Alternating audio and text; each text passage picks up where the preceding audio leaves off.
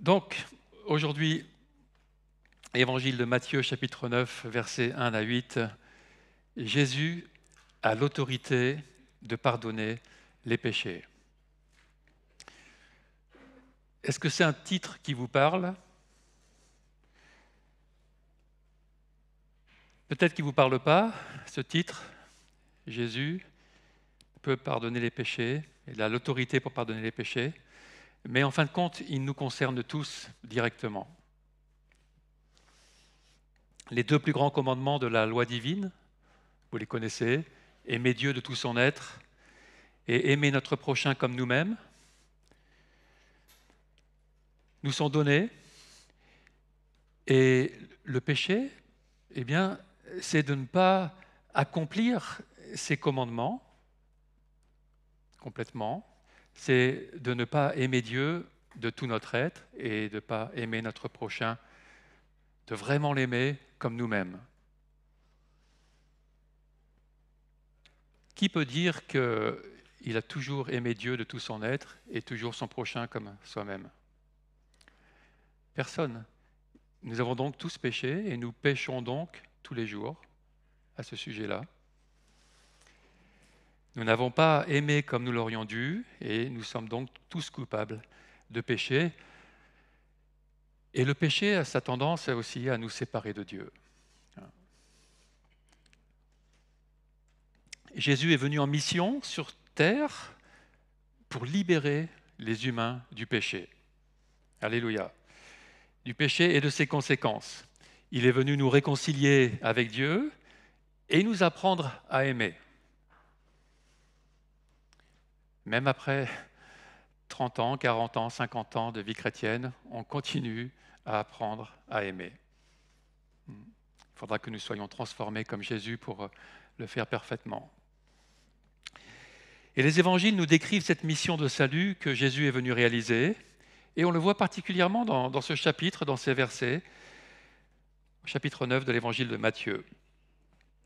Après avoir démontré l'autorité de Jésus dans sa façon d'enseigner, puis son autorité sur les maladies, par plusieurs guérisons spectaculaires dans les versets précédents, puis son autorité sur la nature, sur les éléments naturels, lorsqu'il a ordonné au vent et à la mer de se calmer, et son autorité sur le domaine démoniaque, lorsqu'il a libéré de l'emprise de démons, Matthieu va maintenant montrer l'autorité que Jésus a pour pardonner les péchés.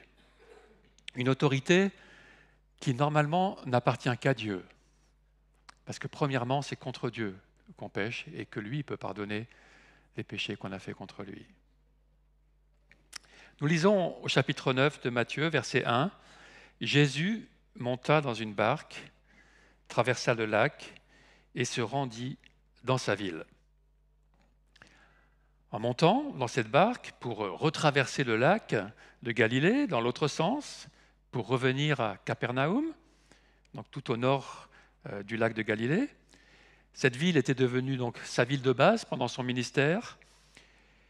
Et en faisant cela, Jésus n'avait pas résisté, vous vous rappelez peut-être, à la requête des habitants du côté sud-est du lac de les laisser tranquilles.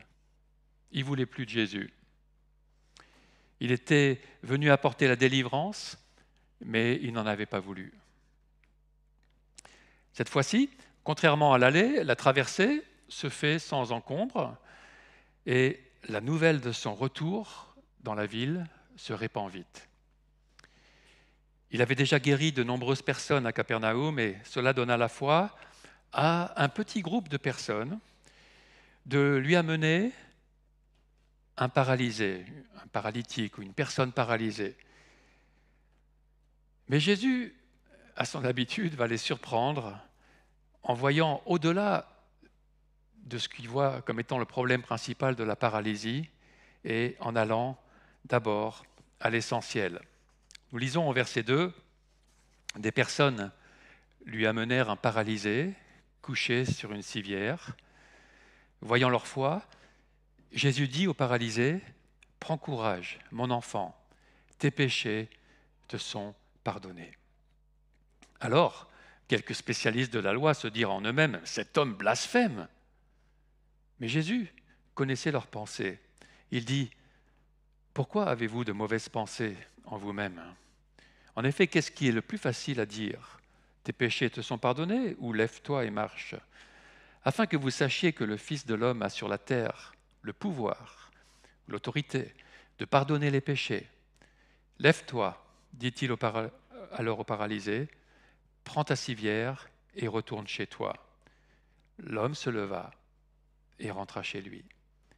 Quand la foule vit cela, elle fut émerveillée et célébra la gloire de Dieu qui a donné un tel pouvoir aux hommes. Il y a plusieurs choses surprenantes dans ce verset 2. On peut le rafficher à la suite. Voilà.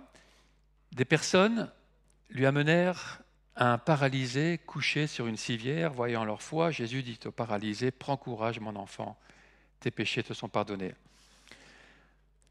Si vous connaissez l'histoire, vous voyez que comme à son habitude, Matthieu, il réduit cette histoire à l'essentiel. Les autres évangiles nous disent que cela se passait dans la maison où Jésus logeait habituellement, probablement la maison de Pierre. Et alors qu'il enseignait, une grande foule qui s'était amassée dans la maison, 4 hommes, ne pouvant accéder à Jésus à cause de la foule, ont dû monter sur le toit, en terrasse, pour descendre le paralysé sur sa civière par une ouverture qu'ils ont dû faire. Et tout cela est réduit par Matthieu à cette première phrase, « Des personnes lui amenèrent un paralysé couché sur une civière ». Ensuite, avec le pluriel, leur foi, voyant leur foi, c'est la foi d'un groupe que Jésus voit. C'est d'abord celle de ces 4 personnes qui amènent leur ami. Sûrement, il inclut aussi la foi du paralysé lui-même, qui est passif, qui dit rien, qui peut rien faire, mais qui n'est sûrement pas là contre sa propre volonté. Ces hommes avaient amené le paralysé à Jésus avec foi, sinon ils n'auraient pas bravé tous les obstacles, et ils s'attendaient à ce qu'il puisse guérir, leur protéger. C'était leur objectif, la guérison. Si vous vous rappelez précédemment, quelques versets plus tôt, avec l'intercession du centurion romain pour son serviteur, c'était au chapitre précédent, eh bien c'est la deuxième fois que nous voyons la foi de personnes autres que le malade lui-même qui agissent pour le bien du malade. Ce n'est pas pour eux-mêmes, c'est pour quelqu'un d'autre. Et Jésus est très sensible à cette démarche. Et c'est d'ailleurs une caractéristique essentielle de sa propre mission, qui est d'agir pour le bien des autres, alors qu'ils en sont incapables eux-mêmes. Et il y a là un exemple pour nous, l'exemple de ces personnes. Nous aussi, nous pouvons apporter des personnes à Jésus, surtout des personnes qui ne sont pas en mesure de se présenter elles-mêmes. Nous pouvons le faire de bien des façons, les inviter à l'église, les encourager ou les porter au travers de la prière jusqu'à Jésus. Lorsque nous sommes plusieurs personnes à prier, le jeudi matin, le samedi matin ou à d'autres moments, nous sommes un peu comme ces 4 paralytiques qui amenons des personnes à Jésus. Notre foi peut faire bénéficier quelqu'un de l'intervention de Jésus, quelqu'un d'autre que nous. Alors le résultat initial de nos prières ne sera pas forcément celui auquel nous nous attendons. Ceux qui ont amené le paralysé à Jésus ont dû être surpris, et ils n'étaient pas les seuls, de ce que Jésus parle alors de pardon des péchés aux paralysés. Car ce n'était pas ce pourquoi ils étaient venus. Alors, faisons un petit exercice maintenant. Mettons-nous à la place du paralysé. Je l'imagine se dire, mes amis sont motivés pour m'amener à Jésus. C'est gentil de leur part.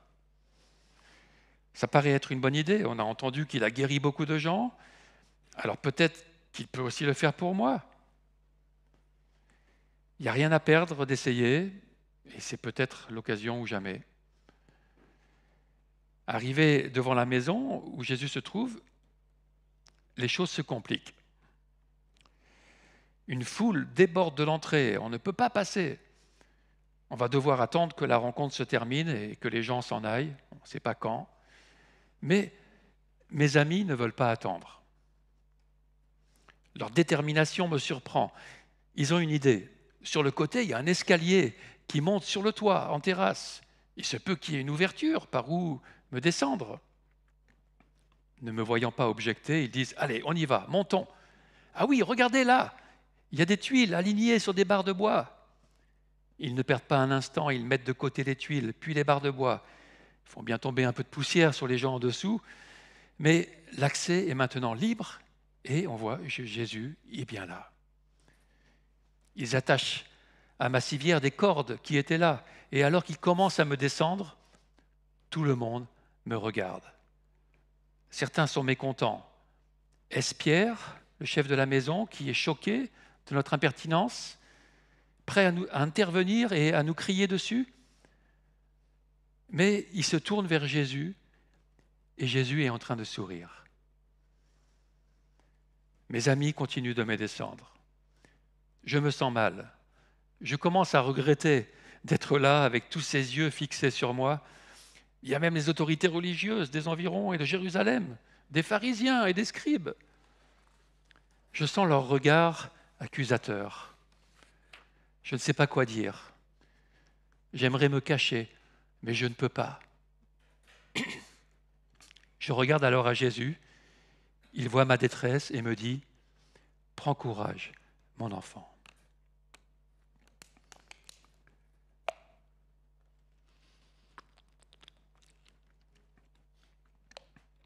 Le ton de sa voix est d'une grande douceur, mais en même temps plein d'autorité. Ces mots me pénètrent avec force. Laissons quelques instants notre imagination et examinons ces mots que Jésus dit. Prends courage. C'est effectivement un verbe à l'impératif.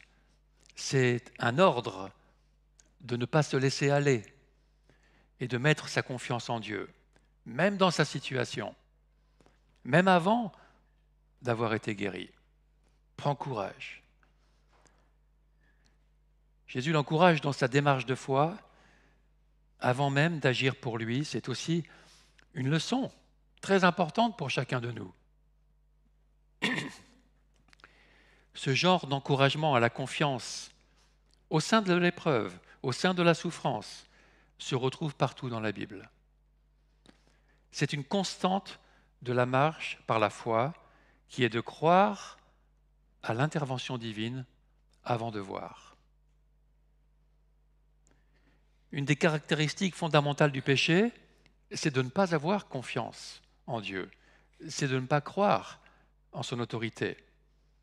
Alors Dieu nous invite à la démarche inverse, à nous confier en lui, en sa bonté, en ses promesses.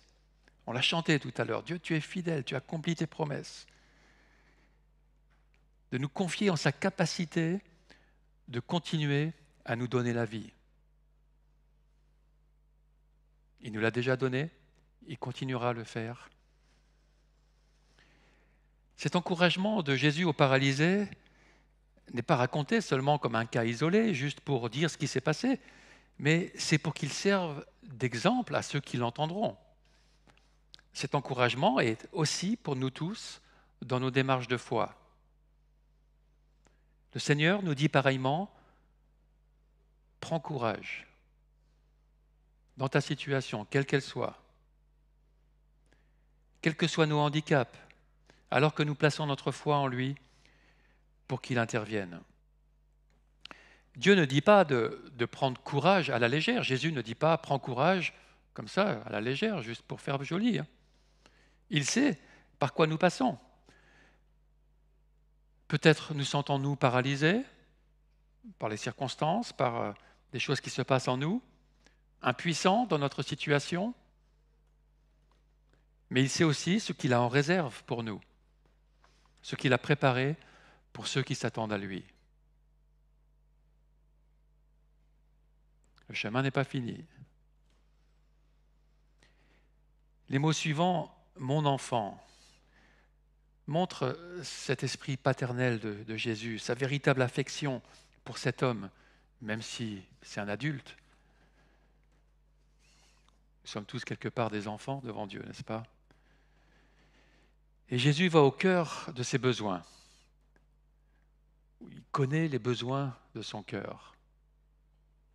Il voit plus loin que la surface de cet homme, de ce corps allongé et impuissant. Cet homme était sûrement découragé par sa paralysie, profondément découragé. Et il se demandait sûrement, la croyance populaire étant que les gens étaient malades ou handicapés à cause de leurs propres fautes ou de celles de leurs proches, il se demandait sûrement ce qui lui avait valu de se retrouver dans cette situation. Oui, il se sentait coupable, mais il ne pensait pas être pire que bien d'autres qui, eux, n'étaient pas handicapés. Nous savons que le péché personnel n'est pas forcément la cause directe de telle ou telle maladie. Mais nous savons aussi que le péché est au cœur du problème de l'humanité entière. Le handicap est une anomalie qui provient de cette situation générale de l'humanité. C'est une conséquence de l'éloignement de l'humanité de Dieu, une conséquence de son péché. On voit que certains individus subissent plus que d'autres ces conséquences. Mais Jésus nous fait comprendre dans l'évangile de Jean que ce n'est pas forcément parce qu'ils auraient plus péché que d'autres. Nous lisons en Jean chapitre 9, verset 2, en parlant d'un aveugle de naissance, ses disciples lui posèrent cette question, « Maître, qui a péché, cet homme ou ses parents pour qu'il soit né aveugle ?» Jésus répondit, « Ce n'est pas que lui ou ses parents aient péché, mais c'est afin que les œuvres de Dieu soient révélées en lui. » Au passage, naître aveugle, je ne sais pas comment on peut pécher avant, mais peut-être dans le ventre on peut déjà pécher, je ne sais pas. Ouais. Et on voit aussi dans Matthieu que lors des guérisons précédentes, il n'était pas question de pardon des péchés, de traiter ça d'abord avant de guérir. Mais nous voyons aussi dans la Bible que parfois les maladies et la mort sont directement liées à un péché particulier d'une personne. Alors est-ce le cas dans cette situation pour cet homme? Cela ne nous est pas dit directement. Quoi qu'il en soit, ces premiers mots de Jésus au paralysé, en Matthieu 9, 2, « Prends courage, mon enfant », devaient donc déjà opérer une impression profonde chez cet homme. Ce sont des mots affectueux qui exhortaient à l'espérance. Ils ont provoqué quelque chose chez cet homme.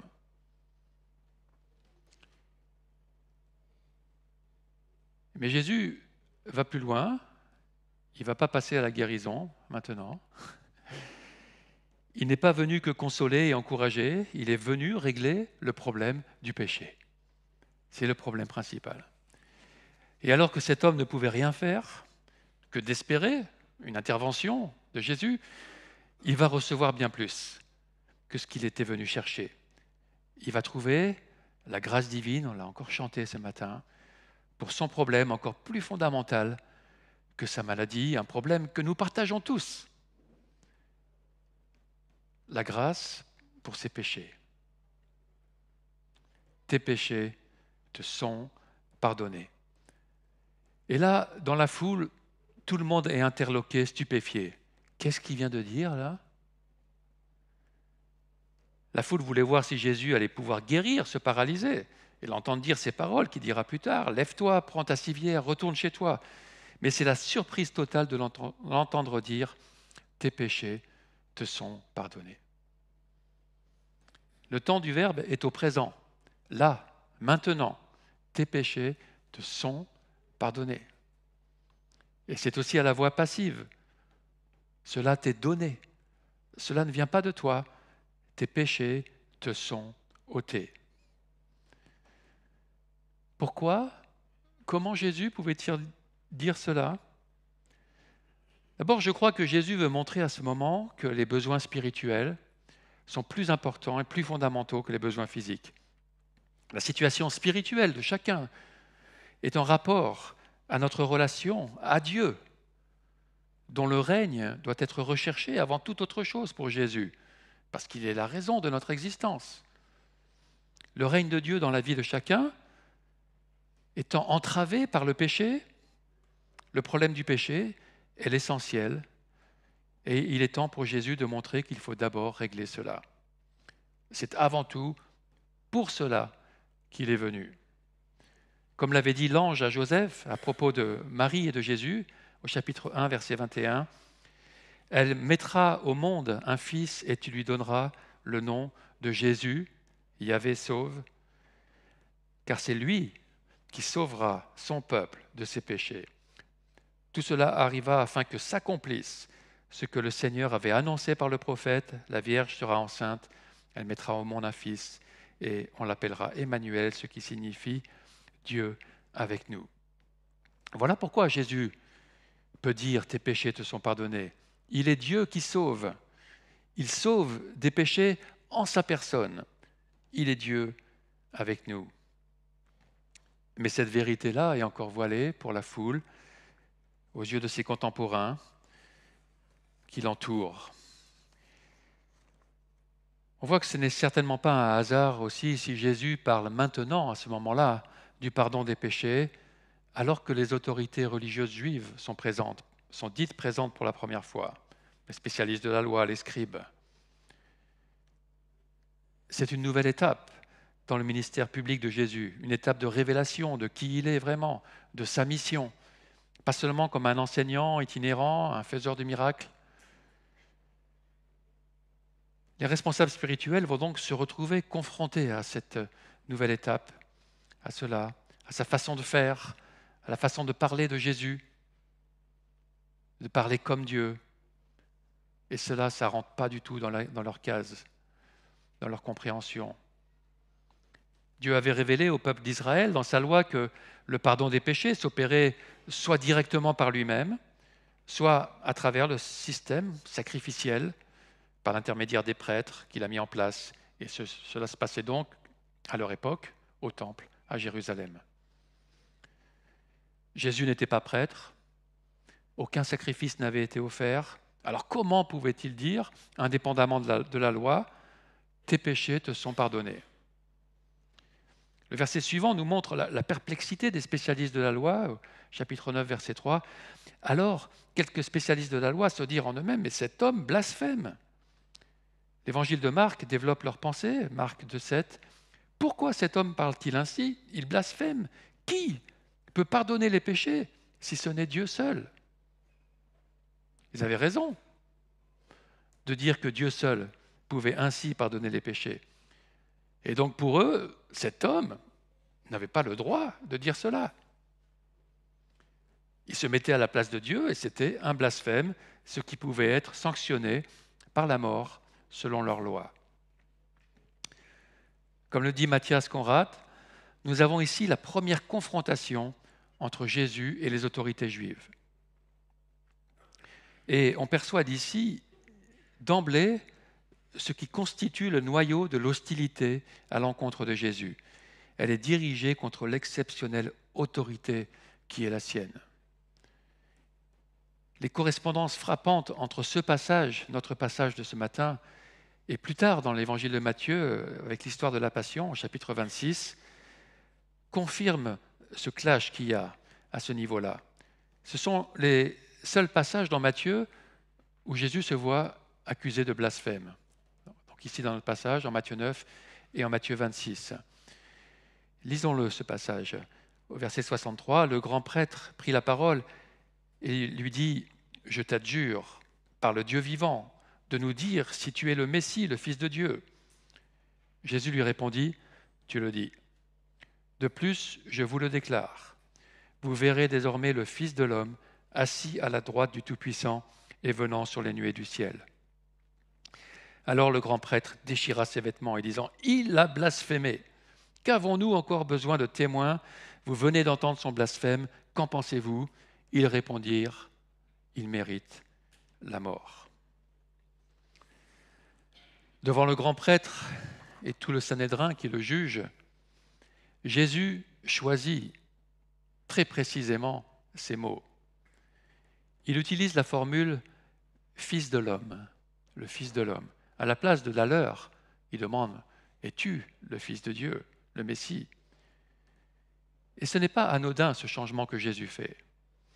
Pour les Juifs, la formule « Fils de Dieu » était en fin de compte seulement un titre royal qui était donné au roi d'Israël. Et ce n'était pas un titre divin.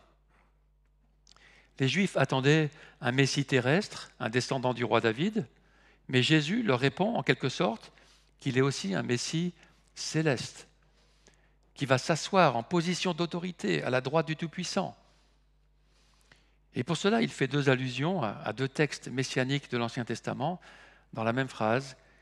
Premièrement, une allusion au psaume 110, un psaume du roi David, où Dieu s'adresse au Seigneur de David. « L'Éternel a déclaré à mon Seigneur, assieds-toi à ma droite jusqu'à ce que j'ai fait de tes ennemis ton marchepied. » Alors, si Jésus s'était arrêté là, qu'il veuille se faire passer pour le Messie royal, ils auraient été prêts à le considérer, même s'il ne rentrait vraiment pas dans leur façon de le comprendre. Mais lorsque Jésus dit « fils de l'homme » à la place de « fils de Dieu », il semble faire une allusion à un deuxième passage, et ici du prophète Daniel au chapitre 7, où le Messie reçoit l'autorité, le pouvoir sur l'univers entier. Au verset 13, « Pendant que je regardais dans mes visions nocturnes, quelqu'un qui ressemblait à un fils de l'homme est venu avec les nuées du ciel. Il s'est avancé vers l'Ancien des jours et on l'a fait approcher de lui. On lui a donné la domination, la gloire et le règne. Et tous les peuples, les nations et les hommes de toute langue l'ont servi. Sa domination est une domination éternelle qui ne cessera pas et son royaume ne sera jamais détruit. » Dans la version grecque de Daniel 7, le mot domination, dans domination est une domination éternelle, ou cette domination qu'on lui a donnée, c'est le même mot que dans notre texte pour pouvoir ou autorité, qui est utilisé dans ces deux passages de Matthieu. Son autorité est une autorité éternelle. Et cette formule pour se désigner fils de l'homme, il utilise dans notre passage de Matthieu 9 pour la première fois ici, dans notre verset 6, avec le même mot aussi pour pouvoir et autorité, afin que vous sachiez que le Fils de l'homme a sur la terre le pouvoir, donc la domination, cette autorité, de pardonner les péchés. Alors les autorités juives ne pouvaient pas concevoir que ce Jésus avait ainsi une autorité, mais de loin supérieure à la leur. Une autorité pour pardonner les péchés comme ça. Et encore moins, une autorité éternelle à laquelle il semble faire allusion avec cette formule « Fils de l'homme ». Avec cette parole, il se plaçait au même niveau d'autorité que Dieu lui-même, et c'était pour eux un blasphème. Ils pouvaient avoir par exemple en tête le psaume 103 qui dit au verset 2 « Bénis l'Éternel mon âme, et n'oublie aucun de ses bienfaits. C'est lui qui pardonne toutes tes fautes, qui guérit toutes tes maladies. » Et lorsque Jésus dit par lui-même « Tes péchés te sont pardonnés », il se met donc à la place de Dieu. Et ça, ce n'est pas acceptable pour eux. Pourtant, Jésus va faire ces deux choses-là, qu'il y a dans ce verset, dans ce psaume, que Dieu fait dans le même ordre. Il pardonne les fautes, les péchés, et il guérit ensuite. Il va clairement leur prouver qu'ils peuvent faire ce qui est attribué ici à l'Éternel, à Yahvé, le Dieu vivant. Il va faire ces deux choses qui sont impossibles aux hommes de faire. C'est pourquoi il est dit au verset 4, « Mais Jésus connaissait leurs pensées. Il dit, pourquoi avez-vous de mauvaises pensées en vous-même ? En effet, qu'est-ce qui est le plus facile à dire ? Tes péchés te sont pardonnés ? ou lève-toi et marche. Afin que vous sachiez que le Fils de l'homme a sur la terre le pouvoir de pardonner les péchés. Lève-toi, dit-il alors au paralysé, prends ta civière et retourne chez toi. L'homme se leva et rentra chez lui. Jésus savait ce que ces paroles de pardon produiraient chez les scribes. Il savait comment ils pensaient d'une façon générale et il savait comment ils pensaient maintenant, tout particulièrement. Leur pensée intérieure était qualifiée de mauvaise. Leur façon de regarder Jésus n'était pas bonne. Avec l'autorité qu'il a déployée dans son enseignement et dans ses guérisons précédentes, ils auraient dû discerner la main agissante de Dieu. Mais leur raisonnement était défectueux. Aveuglés par leur jalousie, aveuglés par leur orgueil. Et dans leur arrogance, ils croient savoir analyser la situation et discerner là un blasphème dans l'attitude de Jésus, dans ses paroles. Mais Jésus dit que leurs pensées sont de mauvaise nature. Il va alors leur démontrer que ces paroles de pardon ne sont pas dites à la légère. En leur posant la question « Qu'est-ce qui est le plus facile à dire ? Tes péchés te sont pardonnés ou lève-toi et marche ?» Il n'attend pas de réponse. S'il ne s'agit que de paroles, tout le monde sait qu'il est plus facile de dire « Tes péchés te sont pardonnés » que « Lève-toi et marche ». C'est évident que si quelqu'un dit « Lève-toi et marche », on voit tout de suite si les paroles sont vides ou si elles ont la puissance de produire le résultat demandé. Alors que si on dit « Tes péchés te sont pardonnés », on ne peut pas vraiment savoir si les paroles ont produit ce qui est annoncé. Si donc il peut accomplir le plus difficile, il peut accomplir ce qui paraît le plus facile. Qui peut plus, peut moins. Et j'imagine les scribes dire à ce moment-là « Ok, vas-y, dis, lève-toi et marche à ce paralytique et tu vas être grillé. » Ou alors ils n'ont même pas le temps de réfléchir, leurs pensées s'embrouillant dans leur tête et Jésus enchaînant par ces paroles « Afin que vous sachiez que le Fils de l'homme a sur la terre le pouvoir ou l'autorité de pardonner les péchés, lève-toi, dit-il au paralysé, prends ta civière et retourne chez toi. » L'homme se leva et rentra chez lui. Bam! Waouh! Qu'est-ce qui vient de se passer là? La démonstration est faite. La parole de Jésus produit ce qu'elle dit. Et de plus, si les gens voyaient la maladie comme une conséquence du péché, le fait que maintenant il soit guéri montre que le péché a donc effectivement été ôté. Pour la première fois de l'histoire, cet homme peut enfin faire quelque chose. Il se lève, il prend sa civière et rentre chez lui, dans la maison de laquelle il était parti paralysé. Matthieu raccourcit encore ce qui se passe. Alors non seulement il peut maintenant marcher, mais il ne s'est jamais senti aussi léger intérieurement, car il est en plus délivré de la culpabilité de ses péchés. Jésus vient de lui donner un véritable nouveau départ. La perspective de sa vie a complètement changé. Le verbe grec pour « lève-toi » et pour « se leva », ça veut dire littéralement se réveiller, se lever. Et c'est le même qui sera utilisé quelques versets plus loin, au verset 25, lorsque Jésus ressuscitera une jeune fille. Et c'est le même mot qui sera utilisé de nombreuses fois pour la résurrection de Jésus lui-même d'entre les morts. En pardonnant ses péchés, Jésus a insufflé une nouvelle vie dans cet homme. C'est une image du passage de la mort à la vie, d'un réveil, d'un relèvement d'entre les morts,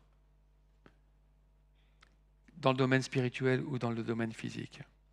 Alors Luc nous dit en 5,25 « Aussitôt l'homme se leva devant tout le monde, prit la civière sur laquelle il avait été couché et s'en alla chez lui en louant Dieu. » C'est la première fois ici qu'on entend cet homme parler aussi. Il est entièrement rétabli et joyeux de l'être. Il est passé d'une passivité complète à un rôle de témoin de la grâce de Dieu. La foule se joint à sa louange dans notre verset 8. Quand la foule vit cela, elle fut émerveillée et célébra la gloire de Dieu qui a donné un tel pouvoir aux hommes. Ou comme le traduit la Nouvelle Bible Second, en voyant cela, les foules, saisies de crainte, glorifièrent Dieu qui a donné aux humains une telle autorité. La foule reconnaît la provenance divine de l'autorité de Jésus et elle en rend gloire à Dieu. Ce n'est pas le moment pour Jésus de clarifier davantage la profondeur de ce qu'il a fait. Il doit continuer son chemin. On le voit dans les versets qui suivent. Il a d'autres personnes à rencontrer jusqu'au jour où il accomplira cet acte suprême qui a permis qu'il puisse accorder ce pardon à cet homme, cet acte qui sera le sacrifice de sa vie sur la croix en y versant son sang. Alors pour terminer, qu'est-ce qu'on peut retenir de ce passage extraordinaire, très particulier? Peut-être que certaines personnes ou que certaines choses vous ont parlé personnellement, comme la foi, la persévérance, la hardiesse des amis de cet homme.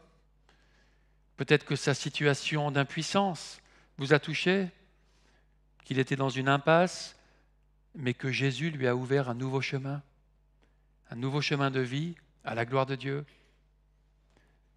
Peut-être que c'est la notion qu'il faut croire avant de voir qui vous a interpellé.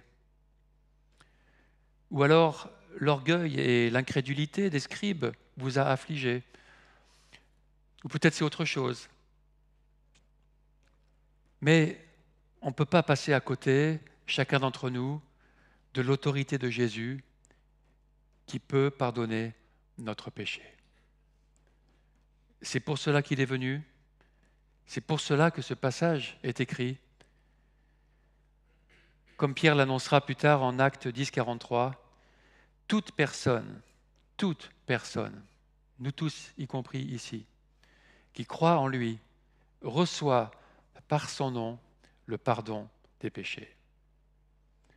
Quoi que tu vives dans ta vie, si tu viens avec foi à Jésus, il peut te rétablir dans une relation pure avec Dieu en te disant « Prends courage, mon enfant, tes péchés te sont pardonnés. » C'est le plus important. Et cela peut être une réalité pour toi aussi aujourd'hui. Comme pour le paralysé, tu ne peux rien faire pour cela. Et tu n'as rien à faire que de venir à Jésus. Tu pourras ensuite glorifier Dieu et rentrer chez toi dans une grande joie. Le désires-tu? Jésus te voit, nous l'avons vu, il connaît les pensées que nous avons. Il est venu pour ça, il a payé pour ça, par son sacrifice, on l'a aussi chanté. La dette est payée. Il t'offre le pardon de tes péchés, quels qu'ils soient, si tu désires aussi t'en détourner. Et si c'est le cas, au nom de Jésus, nous pouvons le dire selon les Écritures, si tu fais maintenant appel à lui, tes péchés te sont pardonnés. Prions tous ensemble.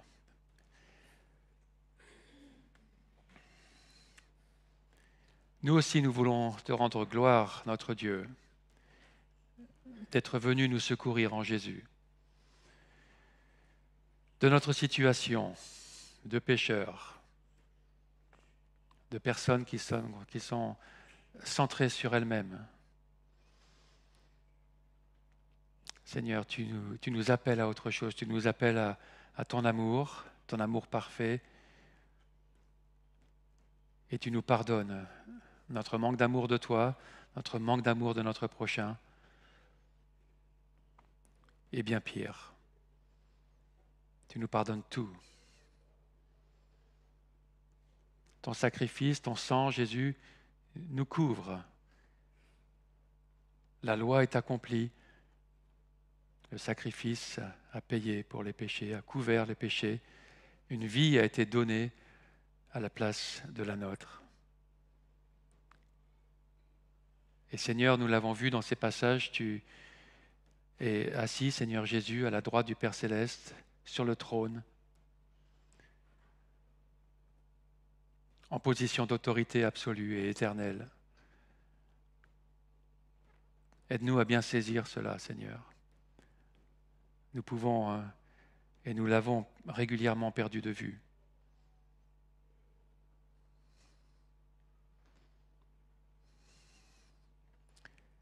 Merci pour le pardon des péchés. Merci de nous avoir rétablis dans la famille de Dieu. Tu nous dis, mon enfant, mon fils, ma fille. Merci parce que nous tous qui sommes ici, nous pouvons vivre cela, vivre ce pardon et entrer dans cette communion avec toi et communion avec les uns et les autres.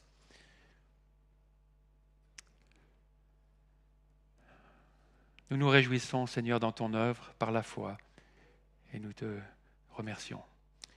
Amen.